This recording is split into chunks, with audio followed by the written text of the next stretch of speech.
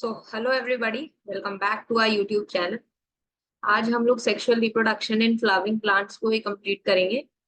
जो टॉपिक्स आज हम लोग डिस्कस करेंगे, the first topic is post fertilisation structure and events, यानी कि पोस्ट फर्टिलाइजेशन, जब हमारी फर्टिलाइजेशन हो गई उसके बाद में कौन कौन से स्ट्रक्चर्स का फॉर्मेशन हो रहा है और क्या क्या इवेंट्स अकर हो रहे हैं, वो सारा हम लोग डिस्कस करेंगे।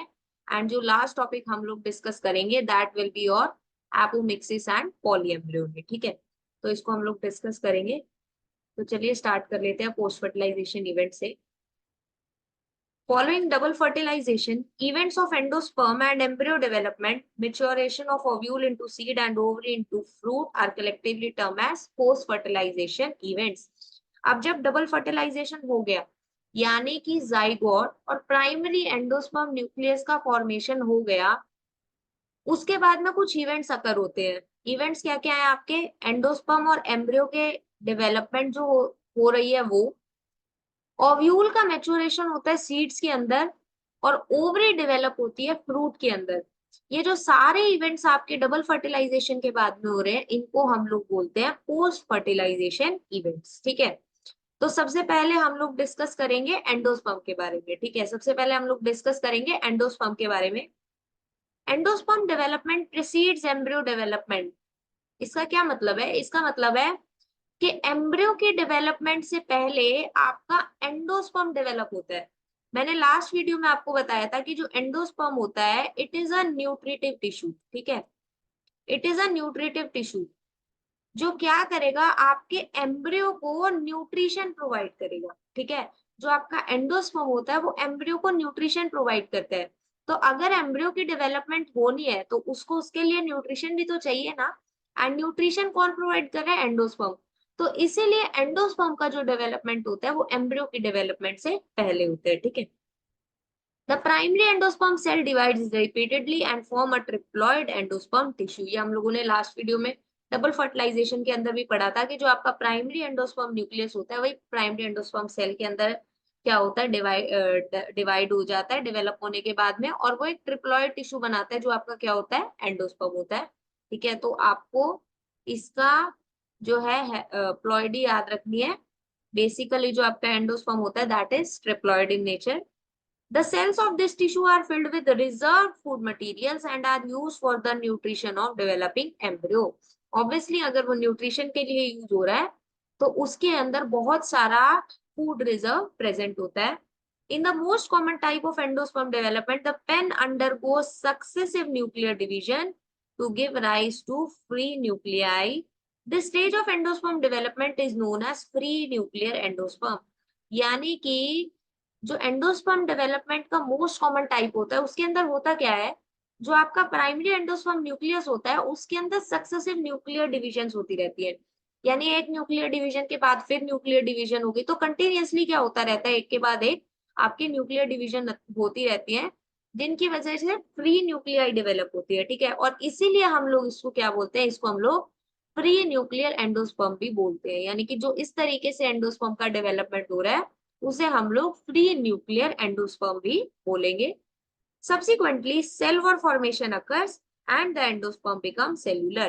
जब ये हो गया है ना, जब आपका न्यूक्लियस डिवाइड हो गया उसके बाद में क्या होगा, आपका सेल वॉल का फॉर्मेशन होगा, एंड सेल वॉल फॉर्मेशन होने के बाद ही आपका जो एंडोस्पर्म होता है वो एक सेल्यूलर टिश्यू के अंदर डेवलप हो जाता है।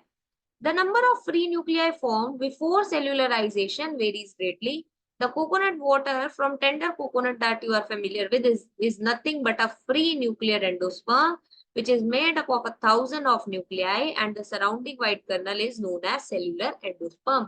अब देखो कौन से टाइप के प्लांट के अंदर कितनी न्यूक्लियर डिविजन्स होंगी ये कोई सर्टेन नहीं होता। ठीक है, डिफरेंट प्लांट स्पीशीज के अंदर जो नंबर ऑफ न्यूक्लियर डिवीजन होता है वो क्या होता है, डिफरेंट होता है। तो जैसे हम लोग अगर बात करें आपके कोकोनट की, है ना, जो आपका कोकोनट वाटर होता है वो क्या होता है, that is your free nuclear endosperm. ठीक है, जो जिस किससे बना होता है, which is made up of a large number of nuclei. और जो सराउंडिंग आपका व्हाइट कर्नल होता है ना, यानी जो पानी के साइड के अंदर जो व्हाइट कर्नल होता है जिसको हम लोग खाते भी हैं, that is the cellular endosperm. ठीक है, यानी कि जो कोकोनट वाटर है वो क्या है आपका प्री न्यूक्लियर एंडोस्पर्म, और जो व्हाइट कर्नल है वो क्या है आपका cellular endosperm.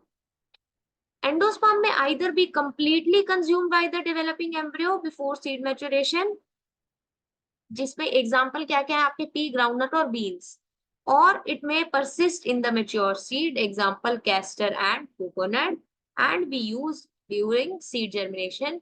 Split open some seeds of castor, pea, beans, coconut, fruit of coconut and look for endosperm in each case. अब वो क्या बोल रहे हैं, ये आपको बोल रहे हैं कि कुछ केसेस के अंदर क्या होता है ना, जो एंडोस्पर्म होता है आपका, जो एंडोस्पर्म होता है ना, वो कंप्लीटली कंज्यूम हो जाता है, ठीक है.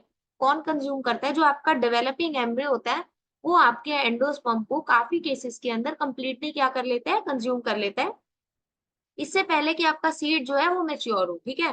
तो ये भी आपका किस केसेस के अंदर अकोर होता है, होता है आपका पी ग्राउंडनट एंड बीन्स के अंदर. इसके अलावा कई बार क्या होता है, जो आपका एंडोस्पर्म होता है वो कैरी फॉरवर्ड होता है आपके मेच्योर सीड्स के अंदर भी, ठीक है. जो आपका एंडोस्पर्म होता है वो मेच्योर सीड्स के अंदर भी कैरी फॉरवर्ड होता है. ये आपको किसके अंदर देखने को मिलता है, कैस्टर और कोकोनट के अंदर. अभी हम लोगों ने बात की कि कोकोनट के अंदर आपको एंडोस्पर्म मिल रहा था, जबकि कोकोनट तो डेवलप्ड है ना. तो इसका मतलब कुछ केसेस के अंदर जो आपका एंडोस्पर्म होता है वो क्या होता है, आपका कैरी फॉरवर्ड होता है आपके सीड्स के अंदर भी, यानी कि जो आपका डेवलप्ड फ्रूट है उसके अंदर भी आपको क्या देखने को मिल सकता है, एंडोस्पर्म देखने को मिल सकता है. Now we comes to the embryo. अब हम बात करेंगे एम्ब्रियो की. अब एंडोस्पर्म बन गया. एंडोस्पर्म किस लिए बना, ताकि वो क्या कर सके, आपके एम्ब्रियो को, डेवलपिंग एम्ब्रियो को न्यूट्रिशन प्रोवाइड कर सके. अब हम लोग पढ़ेंगे आपके एम्ब्रियो के बारे में.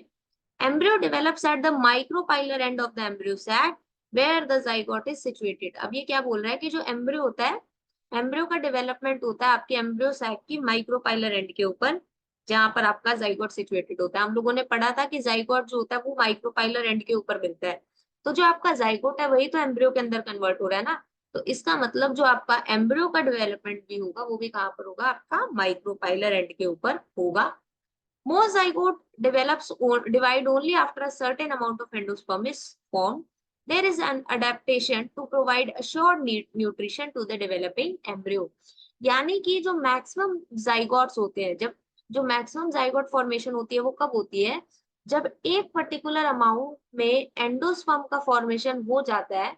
उसके बाद में क्या होता है, जाइगोट का जो है डिवीजन जो है वो स्टार्ट होता है, ताकि वो क्या हो सके, एम्ब्रियो के अंदर कन्वर्ट हो सके. Those the seeds differ greatly. The early stage of embryo development, यानी कि जो एम्ब्रियो जेने आपका हो रहा है, this is similar in both monocotyledons and dicotyledons. यानी कि ये जो प्रोसेस होता है ना एम्ब्रियो डेवलपमेंट का, ये ऑलमोस्ट सिमिलर होता है मोनोकॉट्स और डाइकॉट्स दोनों के अंदर. Figure 1.13 depicts the stage of embryogeny in the dicotyledonous embryo. The zygote give rise to proembryo and subsequently to the globular heart shaped and a mature embryo. यानी कि सबसे पहले होगा क्या, आपका जो जाइगोट है वो डिवाइड करके क्या बनाएगा, प्रो एम्ब्रियो. जो प्रो एम्ब्रियो आपका कन्वर्ट हो जाता है ग्लोब्यूलर एम्ब्रियो के अंदर. ग्लोब्यूलर से फिर वो मेच्योर होकर क्या बनाता है, आपका हार्ट शेप्ड एम्ब्रियो बनाता है, जिसके अंदर आपका पहले अर्ली हार्ट शेप बनता है और उसके बाद में लेट हार्ट शेप बनता है, ठीक है. ये डायग्राम हम लोगों ने कल भी डिस्कस किया था. A typical dicotyledonous embryo consists of an embryonal axis and two cotyledons. यानी कि जो आपका डाइकॉट एम्ब्रियो होता है उसके अंदर क्या क्या होता है, एक आपका होता है एम्ब्रियोनल एक्सिस और दो कॉटिलेडन्स प्रेजेंट है. नाम से ही समझ में आ रहा है डाइकोटिलेडनस का मतलब क्या होता है, दो कॉटिलेडन्स प्रेजेंट हो.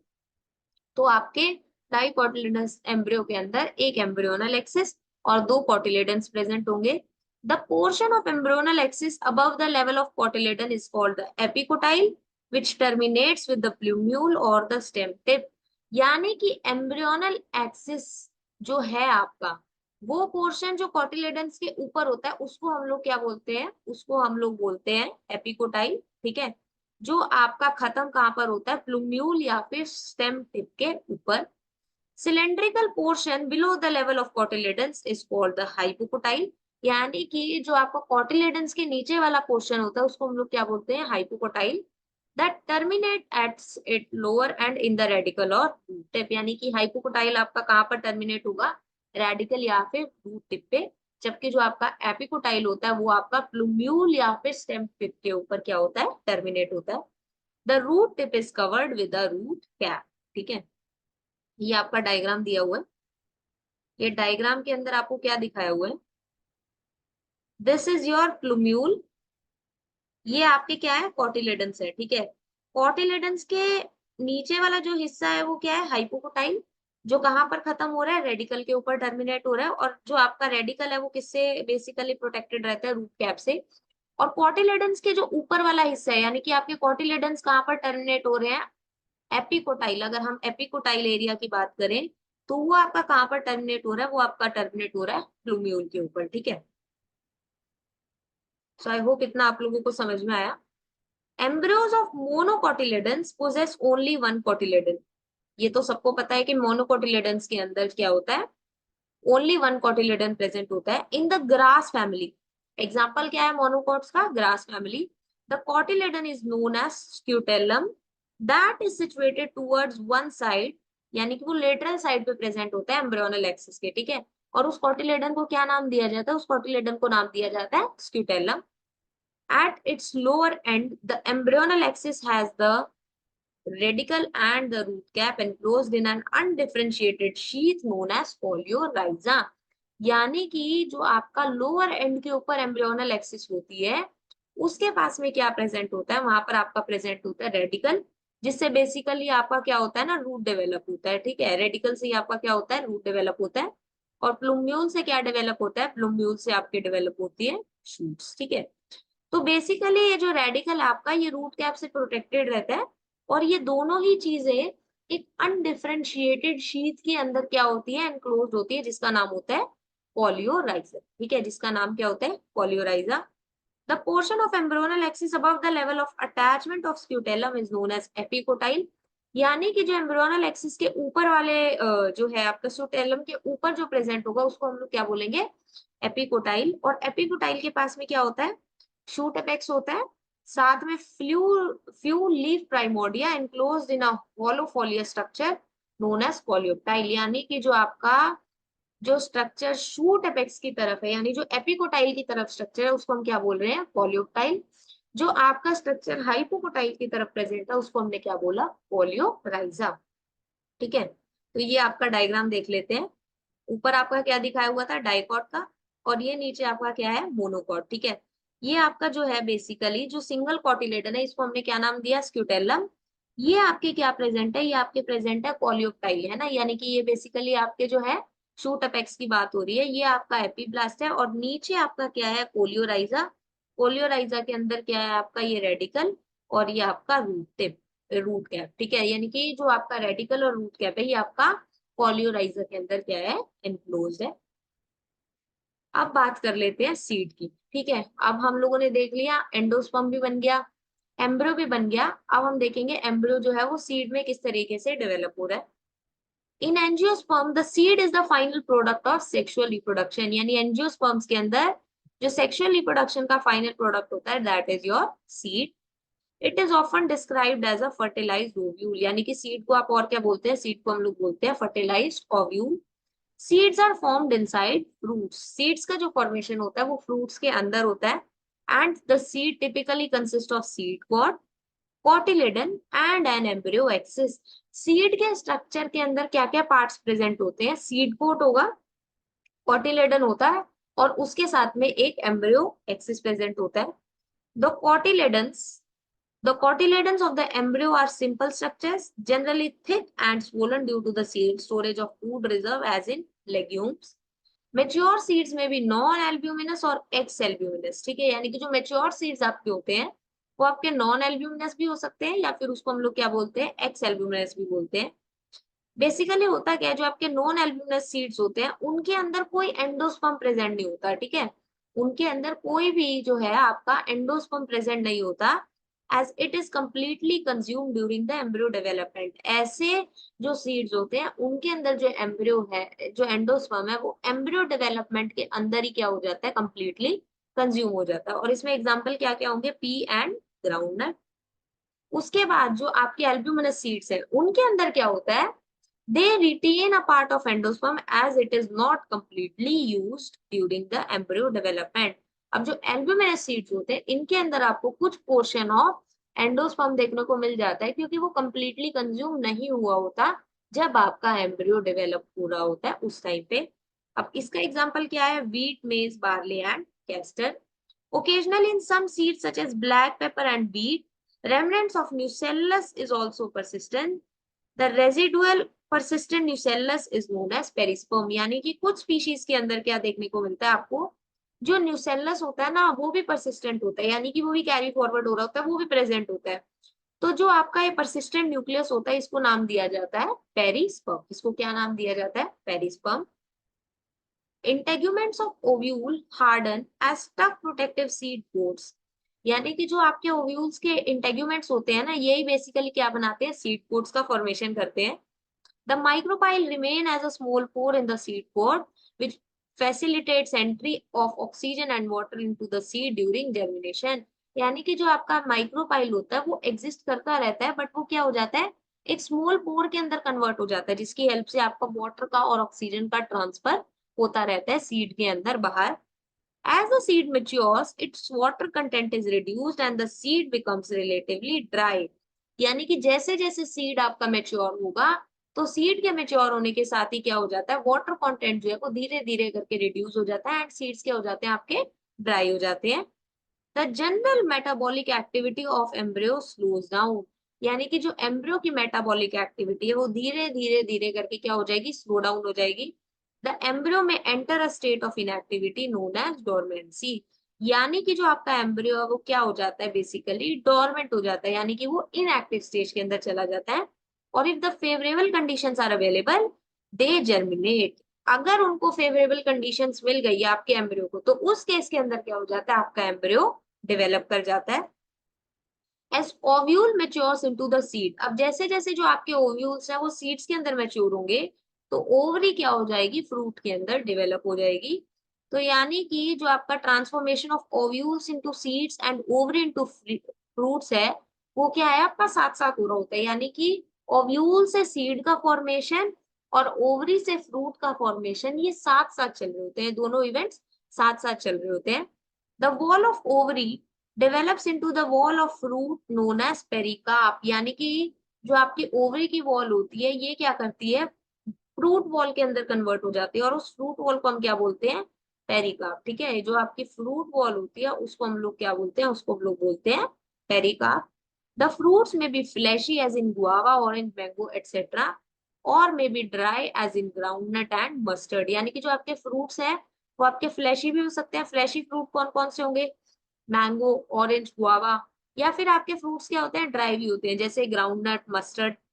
Many fruits have evolved mechanism for dispersal of seeds. अब बहुत सारे सीड्स के अंदर क्या होते हैं ना, सीड्स का डिस्पर्सल हो रहा होता है, और सीड्स के डिस्पर्सल के लिए भी बहुत सारे मैकेनिज्म होते हैं। अब सीड्स का डिस्पर्सल भी जो है, जैसे पोलन का डिस्पर्सल हो रहा था थ्रू विंड हो रहा था, थ्रू वाटर हो रहा था, थ्रू एनिमल्स हो रहा था, ऐसी सीड्स का भी जो डिस्पर्सल है वो इसी तरीके से हो सकता है। In most plant, by the time fruit develops from the ovary, other floral part degenerate and fall off। अब जब फ्रूट जो है आपका बन रहा होता है ना ओवरी से, जब ओवरी से जो है आपका फ्रूट का डेवलपमेंट हो रहा होता है, उस टाइम पे जो फ्लोरल पार्ट्स होते हैं वो क्या हो जाते हैं, डिजेनरेट हो जाते हैं और फॉल ऑफ हो जाते हैं। However, in a few species such as apple, strawberry, cashew, etc., the thalamus also contribute to fruit formation. Such fruits are known as false fruits। अब कुछ कुछ बेसिकली प्लांट्स के अंदर क्या होता है, जो आपका थैलेमस होता है, जो आपका थैलेमस एरिया होता है वो भी क्या करता है, फ्रूट फॉर्मेशन के अंदर क्या करता है, हेल्प कर रहा होता है। ठीक है, तो एक तो इस तरीके से जो फ्रूट्स बनते हैं उनको हम लोग क्या बोलते हैं, उनको हम लोग बोलते हैं फॉल्स फ्रूट। और ये बेसिकली होते कौन कौन से हैं, आपके एप्पल, स्ट्रॉबेरी और कैशू। तो ये आपके किस में आते हैं, ये आपके आते हैं फॉल्स फ्रूट की कैटेगरी के अंदर। यानी कि जहां पर बेसिकली फ्रूट फॉर्मेशन के अंदर आपका थैलेमस भी क्या होता है, इन्वॉल्व होता है। Most fruits however develop only from the ovary and are known as true fruits. और जो फ्रूट्स जो है आपके ओवरी से ही डेवलप हो रहे हैं उनको हम लोग क्या बोलेंगे, उनको हम लोग बोलेंगे true fruits. Although in most of the species fruits are result of fertilization, there are a few species in which fruits develop without fertilization। अब कुछ fruits ऐसे कुछ बेसिकली plants ऐसे होते हैं जिनके अंदर जो fruits का डेवलपमेंट होता है वो विदाउट फर्टिलाइजेशन ही हो जाता है, यानी कि without the fusion of gametes हो जाता है। ऐसे फ्रूट्स जहां पर आपका फर्टिलाइजेशन नहीं हुआ होता बट तब भी क्या होता है, फ्रूट का डेवलपमेंट हो जाता है, इस टाइप के फ्रूट्स को हम लोग क्या बोलते हैं, पार्थिनोकार्पिक फ्रूट्स, और इस फिनोमिना को बोलते हैं पार्थिनोकार्पी। इसमें एग्जाम्पल क्या होता है आपका, एग्जाम्पल होता है banana. Parthenocarpy can be induce through the application of growth hormone and such fruits are seedless. अब बेसिकली होता क्या है, पार्थिनोकार्पिक फ्रूट्स को हम लोग किस तरीके से ग्रो करवा सकते हैं, उनके अंदर ग्रोथ हार्मोन्स को प्रोवाइड करवा के। और बेसिकली ऐसे जो फ्रूट्स होते हैं, जो आपके पार्थिनोकार्पिक फ्रूट्स होते हैं, ये क्या होते हैं आपके सीडलेस फ्रूट्स होते हैं, क्योंकि यहाँ पर बेसिकली सीड का फॉर्मेशन इन्वॉल्व ही नहीं होता, ठीक है, तो इसलिए क्या होते हैं, they are seedless fruits. Seeds offer several advantages to angiosperm. Firstly, since reproductive processes such as pollination and fertilization are independent of water, seed formation is more dependable. यानी कि जो pollination और fertilization है, उस केस में हम लोग को water की requirement नहीं थी, but seed के formation के लिए water की जरूरत होती है। Also, seeds have better adaptive strategies for dispersal to new habitats and help the species to colonize in other areas. As they have sufficient food reserve, young seedlings are nourished until they are capable of photosynthesis on their own. यानी कि जो आपके young seedlings होते हैं, उनको तब तक basically nourishment provide करा जाता है जब तक कि वो खुद फोटोसिंथेसिस के प्रोसेस को ना कर पाए, वो खुद अपना खाना ना बना पाए। The hard seed coat provides protection to the young embryo, यानी कि जो आपका हार्ड सीड कोट होता है वो क्या करता है, आपके यंग एम्ब्रियो को प्रोटेक्शन का काम करता है। Being products of sexual reproduction, they generate new genetic combination leading to variation. अब जो ये सारा प्रोसेस हुआ, इसके अंदर फ्यूजन ऑफ गैमेट्स इन्वॉल्व था एंड दो डिफरेंट टाइप के गैमेट्स इन्वॉल्व थे, तो ये क्या था, सेक्सुअल रिप्रोडक्शन। सेक्सुअल रिप्रोडक्शन होने की वजह से यहाँ पर क्या है, जो प्लांट्स मिलते हैं, दे आर नॉट जेनेटिकली और morphologically identical to their parents, ठीक है, तो वो बेसिकली उनके अंदर क्या होगा, कुछ ना कुछ जेनेटिक वेरिएशंस आपको देखने को मिलती है, और वो किस वजह से देखने को मिल रही है, due to sexual reproduction. Seed is the basis of our agriculture. Dehydration and dormancy of mature seeds are crucial for storage of seeds, which can be used as foods throughout the year and to raise crop in the next season. अब ये जो dehydration और dormancy हो जाती है mature seeds के अंदर, ये किस लिए जरूरी है, ये इसलिए जरूरी है ताकि हम अपने सीड्स को, देखो वेट सीड्स को आप स्टोर नहीं कर सकते, जो आपके वेट सीड्स होते हैं इनको हम स्टोर नहीं कर सकते। सीड्स को अगर हमें स्टोर करना है ना, तो दे शुड बी ड्राई, ठीक है, सीड्स को स्टोर करना है तो सीड्स क्या होनी चाहिए, आपके ड्राई होने चाहिए। तो ये बेसिकली क्या हेल्प कर रहे होते हैं, अगर हम लोग सीड्स को प्रिजर्व करके रख लें, तो वही सीड्स जो है हम लोगों को नेक्स्ट सीजन के अंदर भी क्रॉप को कल्टीवेट करने के अंदर हेल्पफुल प्रूव हो रहे होते हैं।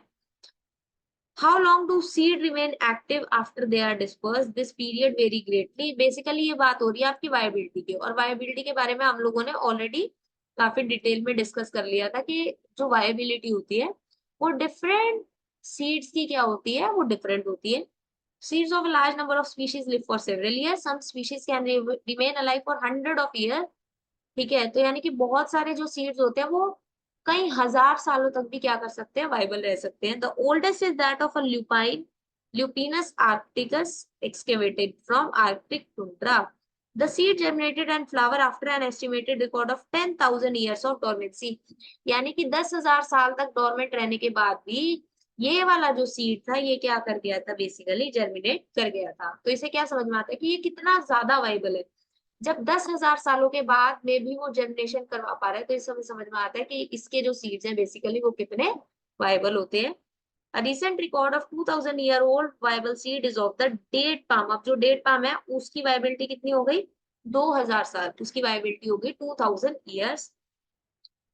Phoenix dactylifera discovered during archaeological excavation near the Dead Sea, ठीक है, तो जो आपका ये फोनिक्स डेक्टिलिफेरा है, जिसका नाम डेट पाम भी है, इसकी वायबिलिटी आपकी है 2000 ईयर्स ओल्ड, ठीक है। ये बेसिकली मेला कब था, जब हम आर्कियोलॉजिकल एक्सकेवेशन कर रहे थे किंग हेरोड्स की पैलेस की। After completing a brief amount of sexual reproduction in flowering plants, it would be worth attempting to comprehend the enormous reproductive capacity. How many eggs are present? Can you think of some plants in which fruit contain very large number of seeds? Watermelon होता है, orchid fruit are one such category and each fruit contain thousand of tiny seeds. जो आपके orchid के भी जो fruits होते हैं एक एक फ्रूट के अंदर ना बहुत सारे सीड्स प्रेजेंट होते हैं, ठीक है, बहुत सारे सीड्स प्रेजेंट होते हैं। Similar is the case in fruit of some parasitic species such as Orobanche and Striga. Orobanche और स्टाइगा के अंदर भी बेसिकली एक एक फ्रूट के अंदर बहुत सारे सीड्स आपको मिलते हैं। सो ये basically this was all about your seed, ठीक है, हम लोगों ने सीड को भी क्या करा, डिटेल में डिस्कस कर लिया। अच्छा, ये फिगर और देख लेते हैं। बेसिकली ये क्या दिखाए हुए आपके सीड्स के स्ट्रक्चर दिखाए हुए हैं, ठीक है, ये आपका सीड कोट कोटिलेडन, ये आपका है सैम शूट एपिकल मेरिस्टम, ये आपका हाइपोकोटाइल और रूट एक्सिस, ये आपकी root tip and this is your endosperm. फिर ये आपका क्या दिखाया हुआ है, ये भी आपका क्या दिखाया हुआ है, दो कोटिलेडन्स दिखाए हुए हैं, और ये आपका क्या दिखाया हुआ है, माइक्रोपाइलर एंड। ये आपके क्या दिखाए हुए हैं, these are your hypocotyl lower region जो होता है। ये आपका क्या है, कोटिलेडन है, this is your SAM shoot apical meristem, ये आपकी रूट टिप होगी हाइपोकोटाइल के ऊपर। ये आपका एंडोस्पर्म है, और ये बाहर आपकी क्या है, ये आपकी सीड कोट है। फिर ये बेसिकली क्या है आपकी, हम लोगों ने बात करी थी, जो आउटर लेयर होती है उसको हम क्या बोलते हैं, पेरिकार्प। अंदर आपका ये क्या है, न्यूट्रिटिव टिश्यू एंडोस्पर्म। ये आपका क्या है, स्क्यूटेलम, दिस इज योर कोलियोटाइल, जो बेसिकली आपका शूट वाली तरफ था। कोलियोराइजा यानी कि यहाँ पर ये रूट अपेक्स की बात हो रही है, रेडिकल लुम्यूल यानी कि ये सारा क्या है, बेसिकली ये शूट की, और ये आपकी बात हो रही है रूट, ठीक है। ये आप क्या दिखाए हुए हैं, आपके एप्पल और स्ट्रॉबेरी के बेसिकली फॉल्स फ्रूट्स दिखाए हुए हैं, ठीक है। ये बेसिकली ये देखो, ये जो आपका थैलेमस है, ये भी क्या कर रहा है, आपका फ्रूट फॉर्मेशन के अंदर यहाँ पर क्या है, बेसिकली हेल्प कर रहा है। ये जो है आपका, ये क्या है, ये थैलेमस ही तो है। तो ये बेसिकली आपका जो फ्रूट बना वो थैलेमस की हेल्प से भी तो बना। और ये आपके क्या है, यहाँ पर सीड्स प्रेजेंट है, ठीक है। ये आपका क्या, endocarp, this is your mesocarp, जो मिडल लेयर है इसको हम क्या बोलते हैं, मीजोकार्प। फिर ऐसे ही आपकी स्ट्रॉबेरी के अंदर अंदर वाला क्या है, ये बेसिकली थैलेमस प्रेजेंट है, ठीक है। तो इसीलिए ये क्या होते हैं, ये फॉल्स फ्रूट्स होते हैं, क्योंकि थैलेमस भी क्या कर रहा होता है, आपका फ्रूट डेवलपमेंट के अंदर हेल्पफुल होता है। So here we come on the last topic of this chapter, which is apomixis and polyembryony. अब इसमें हम क्या बात करेंगे, आपकी apomixis और polyembryony की। Although seeds in general are the product of fertilization, a few flowering plants such as some species of asteraceae and grasses have evolved a special mechanism to produce seeds without fertilization. यानी कि जो आपके कुछ families हैं, कुछ families के अंदर क्या होता है, आपका जो सीड्स का फॉर्मेशन है, सीड्स का फॉर्मेशन मैं बोल रही हूँ, है ना। ऊपर हम लोगों ने क्या बात करी थी, फ्रूट का फॉर्मेशन सीड के बिना हो रहा, बेसिकली फ्रूट का फॉर्मेशन विदाउट सीड फॉर्मेशन हो रहा था, यानी विदाउट फर्टिलाइजेशन हो रहा था, उसको हमने क्या बोला, पार्थिनोकार्पी। बट जब हमारे सीड्स प्रोड्यूस हो रहे हैं विदाउट फर्टिलाइजेशन, उस प्रोसेस को हम क्या बोलते हैं, उस प्रोसेस को हम लोग बोलते हैं एपोमिक्सिस। उस प्रोसेस को हम लोग क्या बोलते हैं, apomixis. Thus, apomixis is a form of asexual reproduction that mimics sexual reproduction. यानी कि जो आपका apomixis होता है, ये क्या होता है, it is a type of asexual reproduction, जो क्या करता है, सेक्सुअल रिप्रोडक्शन को मिमिक करता है। There are several ways of development of apomictic seeds. अब जो apomictic seeds हैं, इनको भी हम किसी कई तरीकों से बना सकते हैं, ठीक है, इनको भी हम क्या कर सकते हैं, कई तरीकों से बना सकते हैं। अब कुछ स्पीशीज के अंदर क्या होता है, कुछ स्पीशीज के अंदर जो डिप्लॉयड एग सेल है, it is formed without reduction division and develops into embryo without fertilization. यानी कुछ स्पीशीज के अंदर क्या होगा, कुछ स्पीशीज के अंदर क्या होगा, बेसिकली कुछ स्पीशीज के अंदर आपको ये देखने को मिलेगा कि जो डिप्लॉयड एग सेल है ना, वो विदाउट रिडक्शन डिवीजन बन जाता है ना, यानी कि वो विदाउट मियोसिस बन जाएगा, ठीक है। और वो क्या करेगा, विदाउट फर्टिलाइजेशन आपका एम्ब्रियो के अंदर कन्वर्ट हो जाएगा, है ना, यानी कि वो एम्ब्रियो के अंदर डेवलप हो जाएगा विदाउट फर्टिलाइजेशन। तो उसके इसके अंदर आपको एपोमिक्टिक सीड्स देखने को मिल जाएंगे। More often in many citrus and mango. अब एग्जाम्पल क्या हो गया आपके एपोमिक्सिस का, basically citrus and mango varieties. Some of the nucellar cells surrounding the embryo sac start dividing, protrude into the embryo sac and develop into the embryos. अब जो mango और citrus की हम लोग बात करें, तो इनके अंदर क्या हो रहा होता है, बेसिकली जो न्यूसेलर सेल्स आपके एम्ब्रियो सैक के अराउंड प्रेजेंट होते हैं ना, वो क्या करेंगे, डिवाइड करेंगे, और उसके बाद में एम्ब्रियो सैक के अंदर क्या करना स्टार्ट कर देंगे, एंटर करना। प्रोट्यूड का मतलब क्या होता है, पेनेट्रेट करना स्टार्ट कर देंगे, और उसके बाद में क्या कर लेंगे, एम्ब्रियो का फॉर्मेशन करेंगे। इन सब species ovule contain many embryos. अब इन स्पीशीज के अंदर क्या होता है, जो ओव्यूल होता है, एक एक ओव्यूल के अंदर बहुत सारे एम्ब्रियोज प्रेजेंट होते हैं, ठीक है, बहुत सारे क्या होते हैं, एम्ब्रियोज प्रेजेंट होते हैं। और जब हमारे पास में एक से ज्यादा एम्ब्रियो प्रेजेंट होते हैं एक सीड के अंदर, उस प्रोसेस को हम लोग बोलते हैं पॉली एम्ब्रियोनी। उस प्रोसेस को हम लोग क्या बोलते हैं, पॉली एम्ब्रियोनी। पॉली से हमें क्या समझ में आ रहा है, पॉली से हमें समझ में आ रहा है मैनी, और एम्ब्रियोनी का मतलब क्या है, मैनी एम्ब्रियो फॉर्मेशन है ना। जब बहुत सारे एम्ब्रियो फॉर्मेशन हो जाते हैं एक सीड के अंदर ही, तो उसको हम लोग क्या बोलते हैं, उसको हम लोग बोल देते हैं पॉली एम्ब्रियोनी, ठीक है। ऊपर हम लोगों ने किसको डिस्कस किया, ऊपर हम लोगों ने डिस्कस कर लिया आपके एपोमिक्सिस को। फिर उसके बाद में हम लोगों ने क्या बात करी, आपकी पॉली एम्ब्रियोनी की, जिसमें हम लोग सिट्रस और मैंगो की बात कर रहे हैं। होगा क्या, जो आपका न्यूसेलर सेल है, न्यूसेलर सेल जो है वो एम्ब्रियो सैक के अराउंड जो प्रेजेंट है वो डिवाइड करेगा।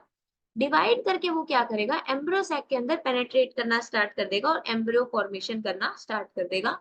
उसी प्रोसेस को हम लोग क्या बोल रहे हैं, बेसिकली पॉली एम्ब्रियोनी, क्योंकि वहां पर क्या होगा, मोर देन वन एम्ब्रियो का फॉर्मेशन होना स्टार्ट हो जाएगा। Hybrid variety of several of our food and vegetable crops are being extensively cultivated. आजकल hybridization बहुत ही common है। Cultivation of hybrids has tremendously increased the productivity, और hybridization की वजह से क्या हो गया, अभी धीरे धीरे करके जो है different plant species की productivity भी क्या हो गई है, increase हो गई है। One of the problem of hybrids is that hybrid seeds have to be produced every year.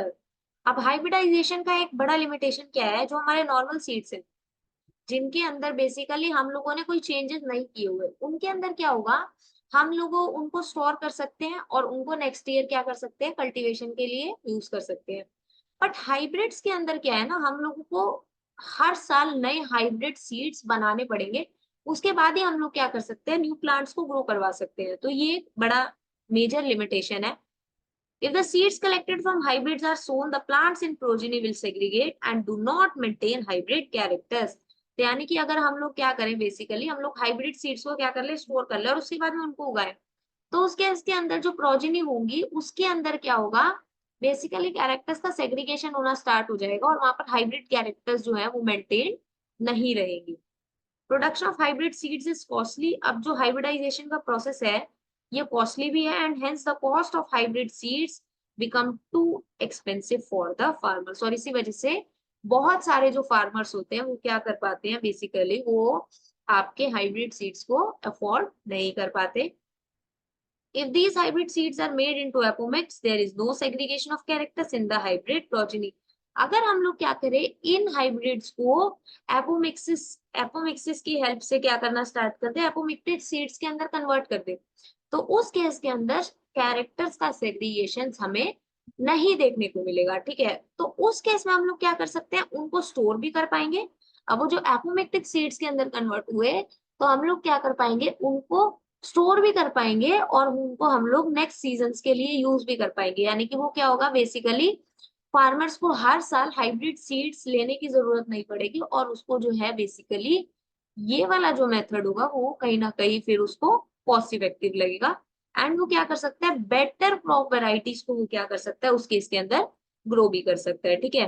तो अभी तो खैर बहुत सारी रिसर्च चल रही है इन सब चीजों के ऊपर, एंड धीरे धीरे करके कोशिश यही करी जा रही है, साइंटिस्ट जो है हमारे, वो कंटिन्यूअसली यही कोशिश कर रहे हैं कि धीरे धीरे करके हम लोग क्या करें, जो फार्मिंग मेथड्स है, जो मॉडर्न फार्मिंग मेथड्स हम लोग लेके आ रहे हैं, जो बेसिकली फार्मर्स के लिए भी यूजफुल है, हम लोगों के लिए भी यूजफुल है, उनको किसी ना किसी तरीके से हम लोग कॉस्ट इफेक्टिव बना सके, ठीक है। इसी के साथ हम लोगों ने 3 लेक्चर्स के अंदर आपकी sexual reproduction in flowering plants की एनसीईआरटी को डिटेल में डिस्कस कर लिया, और इसके बाद में हम लोग जो चैप्टर स्टार्ट करेंगे वो हम लोग बेसिकली आपकी रिप्रोडक्शन यूनिट को ही बेसिकली अभी कंटिन्यू करेंगे, क्योंकि हम लोगों के अभी 2 चैप्टर्स जो है वो रिप्रोडक्शन यूनिट के रहते हैं। So this was all about today's video. अगर आपको हमारी ये वीडियो अच्छी लगी हो then please like the video, do share it with your friends, and अगर आप हमारे चैनल पे पहली बार आए हैं then please do subscribe to our channel. मिलेंगे आपसे नेक्स्ट वीडियो के अंदर, टिल देन कीप लर्निंग।